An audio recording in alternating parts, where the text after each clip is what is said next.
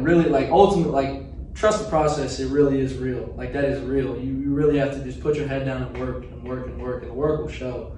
Absolutely. But you have to be fully invested into it, and it can't be half bought in. You got to really buy in and just trust that if you keep doing what you're supposed to be doing the right way, and you do everything you possibly can, eventually at some point it's going to pay off. Yes, sir. This is Patrick Blackwood. It's U48 Performance Locker Room Chat, and we got my guy here. I'm Henry Hunter. What's up? All right, man. Henry Hunter. Okay. Thanks for having me. Anytime. So you a baseball player? I am. Okay. How long have you been playing? I've been playing since I was 4 years old, so about 14 years. 14 years? Yep, 14 wow. years. Wow. Yeah. Yep. Been a long journey. Oh, it's been a long journey. Lots of ups and downs for sure. Okay. So tell me about your journey, man. Like, I heard you did play football. I did. I played football. I started when I was 6. It was really like my first true love, sporting.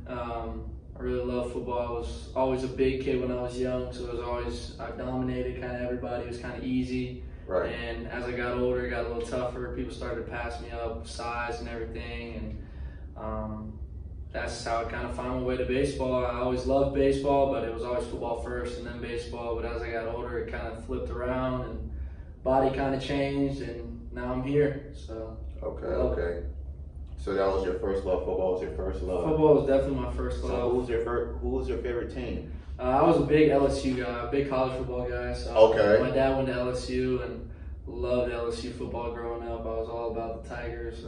I wanted to play for LSU so bad. That was my passion. Go play at LSU. So that's pretty neat. Definitely LSU Saints guy for sure. What position you played? I played offensive line and defensive line because like I said, I was always a bigger kid, so they always put me at the line. I was physical, liked to hit people, and I could move pretty well for my size. So, but yeah, played offensive line, defensive line. You know what? You look like a quarterback. I tell you that. Nah, no way you told me that. You look like a quarterback. Shoot, I wish. You might can sling the rock a little bit. Yeah, maybe a little bit. Okay. So when you made that transition from football to baseball, what made you change it? Like, give me an explanation. Like, tell me how you made it to baseball. Gotcha. So when I was a sophomore, I just finished up my football season, and we had got a new football coach at the high school. And the new guy came in. He's trying to set a good foundation, and he really wanted me there all summer. I was considered a good leader on a football team. That's like my major thing, that I'm just a big leader. So my guys were relying on me to be there, right. But at the same time, I was playing summer baseball, and my summer baseball season went really, really well. I just gone to a new team, went really, really well, and I just fell in love with it kind of at that point. And at this point in my football career, I was smaller. You know, I just didn't love it like I used to, and it was just a good time to leave and just go full baseball. Is something I wanted to do. I wanted to get on the right workouts. I wanted to get my body in shape for it. I was just tired of kind of being that skinny fat, you could say. I wanted to either choose one or the other and get my body and see where that would take me. And because I knew I wanted to play professional sports, I just didn't know what sport I wanted to be. When I was little, I wanted to be both. But I mean, at some point, you ultimately got to choose one unless you're really, really special. But I decided to go with baseball just because my love for the game just grew and grew, and my body just couldn't handle football anymore, I felt like, and the love I had for it just kind of ran out, and that's where it took me. So I just decided to go full baseball when I was about 15. Yeah, I feel that for sure. Yep. I mean, don't get me wrong, you're still special regardless. There's a lot of Deion Sanders that play multiple. For sure. The Russell Wilsons and the MJs, and yep. But you know, sky's the limit for you. For sure. So definitely, I definitely appreciate you even knowing about that. That's pretty cool. For sure, thank you. Really cool. Appreciate So it. Tell me how you met Manny Rodriguez. So I was actually introduced to Manny in the U48 team by my friend Garrett Howe, who I played baseball with at Team Elite. Right. Shout out Team Elite. And he kind of brought me in one day and was like, hey, I really want you to try it out. I think you'd love it. And now, at the time, I was looking for a little bit of a trainer. I wanted to take that next step. This was right after I quit football. So I really wanted to get into that baseball-specific workout. And I'd heard great things about Manny from Garrett. And he brought me in. And the first day, I worked out with them. And I knew right away that it was going to be a place that I just loved to be at. And really, ultimately, they've been great to me. Manny and Jordan also, they've been awesome from the first day, and just fell in love with this place. And it's my favorite thing. I go home every single day after, more motivated, more inspired, and just excited to have come here, and excited to have found this place, because without it, it wouldn't be the same for sure. Right. So tell me about your mental health. Or like, I know he built you from the ground up physically, For sure. but mentally, how he compatible to where you at now. So tell me about how that. Well, the good thing is for me, I've always been a pretty motivated kid. Right. Like, I've always been intrinsically just motivated and driven. Like, I've always wanted it, just kind of without anybody else. I just kind of wanted it for myself, just who I am inside. And just when I started seeing results, ultimately, just muscles started popping up that I hadn't seen before because of the physical side. It just made me want to keep pushing and pushing and pushing and pushing. So without that physical side, I started seeing the little results. I started getting a little faster, a little stronger. That's what kind of made it a lot easier to keep coming back and keep going a little harder every single time I came in here, because of those physical results. So the physical side kind of helped the mental side keep growing and growing and growing. And they always have such a positive outlook on everything. It's never negative. It's a big family when I'm here. I enjoy the guys I'm working out with. So that, it made it easy. It made it really easy working out with them, because they treat me like their own, and I appreciate that. It makes it real easy. Okay, that's really nice. That's really good, because taking to that next level, thinking about it, it's always you versus you. For sure. You know what I'm saying? So when you're going against different opponents, it's never against the opponent, because they're just in your way. For sure. So at the end of the day, it's where you want to be. Exactly. At the ultimate goal. Exactly. So that's pretty cool. Another thing too, because he told me when you came in, how much you weighed when you came in? I was about 215, but I was like a sloppy 215. It wasn't real clean. When I was playing football, I was playing offensive line, so I was trying to put on weight. Right. At the time, I was a football player, and it was just like I was eating 3 sausage biscuits a day, and I was just packing it on however I could just to be able to hang. But when I got to baseball, that was my main goal. I wanted to completely transform my body into a baseball player, into more of an athlete. I wanted to be able to run a little bit better. I wanted to feel a little bit lighter, but I still wanted to keep that good weight on and be strong and be firm. So, I completely changed, but the weight really didn't change. It was just, I added a lot of muscle and lost a lot of fat, which is a good thing. That's really good. So you changed your eating habits. What is your eating habits? 100%. So during COVID was really the first time I had time to really get down to what I was eating and my diet. Right. And I'd always said I ate good or tried to eat good, but really when I got down to it, I really wasn't eating like I was supposed to eat, especially at the age. When I was little, it was different, because I hadn't been through that next. What to eat. So tell me about what were you eating? Gotcha. So I was just free eating. I was just eating if I was hungry, I'll go eat. And my portion size was the biggest thing that I had to really focus on. At dinner, I would eat 3 bowls of spaghetti instead of just eating one good bowl. But I wasn't eating. Manny told me that I should eat every 3 hours really. So I didn't have the urge to eat a lot in one sitting.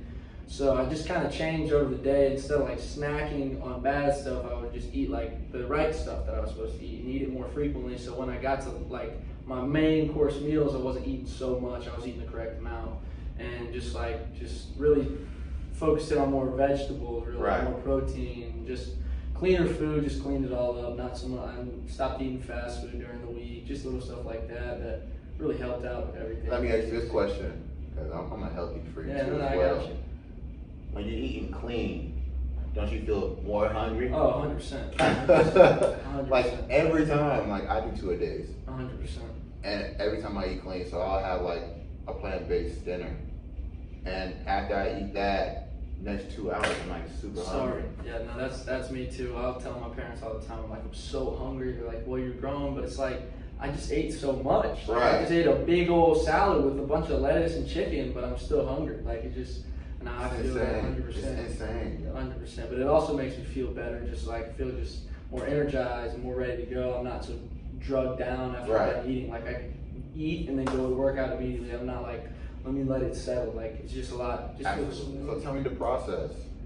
The process of you and U48. How long it took you to get where you are now? Gotcha. So I worked out in the fall with Manny and Jordan. And I had to learn a lot too. I was still learning at this time, but after the winter and the fall, I started really getting able to like advance to the next level working out, because there was a good phase where I had to learn a lot of the movements and get on the like just the small stuff, get my ankle stronger, my hip stronger, the little stuff that was necessary in order to do the big movements.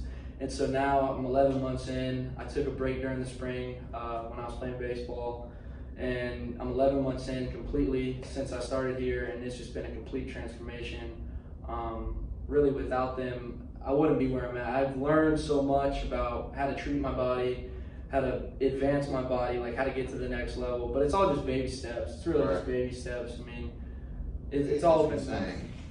For sure. So it just like at the beginning, it was a lot of learning, and I had to really learn and kind of understand what they were trying to do with my body to get it to the next level, like I talked about. So learning, I mean, it took a good while because I wanted to make sure that I understood what I was doing and make sure that I could feel what I was supposed to feel and not just doing it incorrectly, because then I can start advancing quicker instead of having to stop and start and stop and start. But now I'm getting to the point where I understand my body a little bit more than I did. I'm still young, so I still got a long way to go, but I'm starting to understand it a lot more and starting to feel the right things in certain movements, which is good.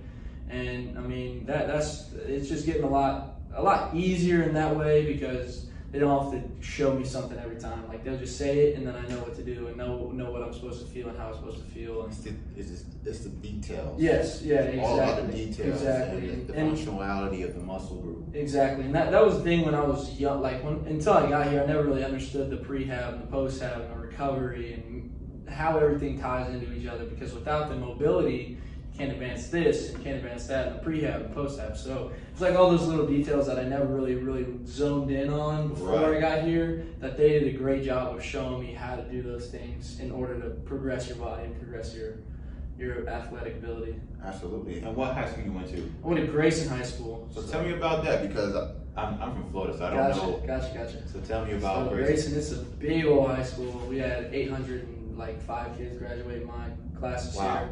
So it's a big class, but we're a tight class. So I know a lot of people that I'm like that I would consider really my friends. It's just a big old family. We're known for probably football and basketball more than anything, but we've had Robert Kimdichie get drafted, Austin Meadows, Parker Meadows, both baseball players get drafted out of there.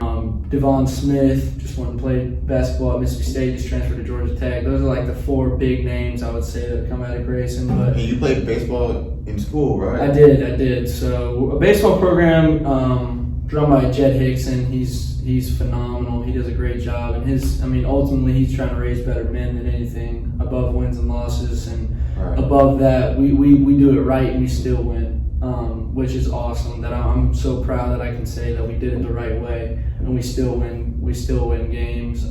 So it's an awesome athletic program. It's an awesome school. They run it the right way. Dr. Pugh, the principal, he's an amazing guy. He does everything how it's supposed to be run. Right. It's one big family. And growing up, I always wanted to play on Friday nights. I always wanted to play baseball at Grayson. That was all. I would go to the games and just die to be out there. Right. And it was everything I could have imagined the past 4 years. So it was a great experience, and it really is one of the best high schools I can probably say in America. That is awesome. So that is really awesome. So tell me your top 5 memorable plays. Oh wow, I don't know if I can. From football, from baseball too as well. Yeah, I got you. Definitely my freshman year of football was the most fun year of my entire football career.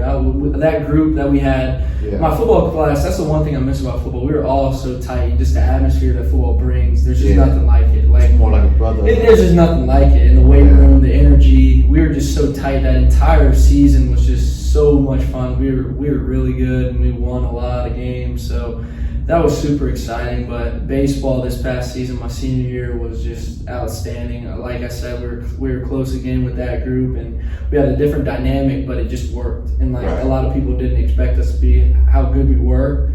And ultimately, we probably should have gone further than we actually did. Yeah. And coming into the season, we were looked down upon and just kind of like they don't really have anything. But when you do it the right way and you do things with a focus every single day, like you said, paying attention to those little details, it really does go a long way. And this season it was a blast, and playing with my best buddy since I was little. I mean, we had so much fun, and winning is fun. So makes everything a lot easier. But it was easier. I can't even pinpoint one or two things, but it just my freshman year of football and my senior year of baseball top any other season or moments I could imagine. It was awesome. What school are you going to now? I'm going to UAB, so the recruiting process has been kind of up and down. It's been kind of crazy. I was actually originally committed to Sanford in Birmingham, Alabama. Right. And then just recently I flipped over to UAB. Coach Dunn, who was the head coach at Sanford, took the UAB job. Okay. So I'm heading over to UAB with him, and I can't wait. It's in a really, really good baseball conference, and I'm going to play a lot of good teams, going to get to play in front of a lot of great atmospheres, and have a chance to really just make an impact. And that's my ultimate goal when I go there. I just want to make the biggest positive impact on as many people as I can get. Baseball program, school, just in general. I just want to go to Birmingham, and I want my name to be remembered when I walk out of there in 3 or 4 years. So I can't wait. I'm really excited to get there and be a Blazer. That's really good. For sure. The last thing I wanted to ask you, what would you tell a lot of young guys in your position or younger than you?